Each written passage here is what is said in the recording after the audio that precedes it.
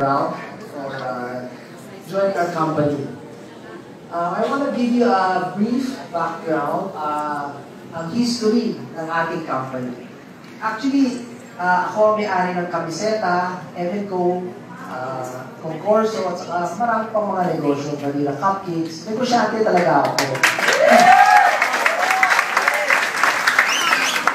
Well, kagaya ninyo, pare-pareho naman tayo negosyante or those who want to get into business. Ganun din naman ang parang nag-start din sa umpisa, unti-unti. Nung medyo nagkaroon ng marami akong tindahan, nag-isip ako paano ko matutulungan yung mga aking empleyado. Dahil siyempre gusto nila ng increase in salary. But siyempre, increase in salary, may hangganan lang naman yun eh. So sabi ko I'll create something. So, I created M&Co. That M&Co was just a direct selling. Nung binuksan yung M&Co, that was only for my employees. And then, lumaki ng lumaki yan.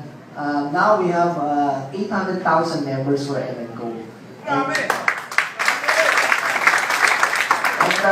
it's helping a lot of people. However, yung mga nagre-recruit dun sa M&Co, sila yung lumapit sa akin.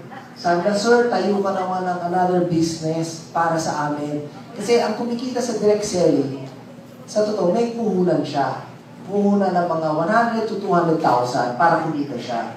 So doon marami nang yumaman. Pero doon sa mga walang ganong kalaking pera na para i-negosyo, yun ang hinihingi sila sa akin. So sila nagturo sa akin dito. Sabi, sir, why don't you look at network marketing or multi-level? Which is also related to direct selling. It's just a hybrid, parang next level yun. So pinag-aralan ko ng pinag-aralan. At nakita ko na maraming mga networking companies dyan na, kumbaga, scam. Diba? Maraming panluloko na nangyayari. So sabi ko, ayaw ko sumali dyan. I'm not gonna put up a company.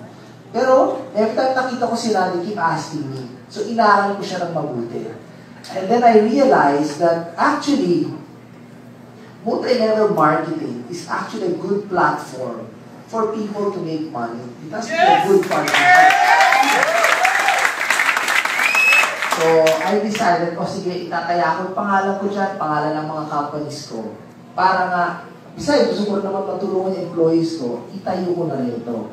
So, ito lang yung advantage na tinayo natin.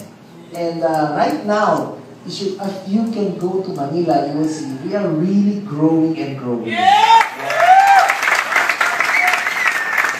So, nakita ko na marami na, like, in the first 5 months, there were 35 people na nagkaroon ng cars, kotse.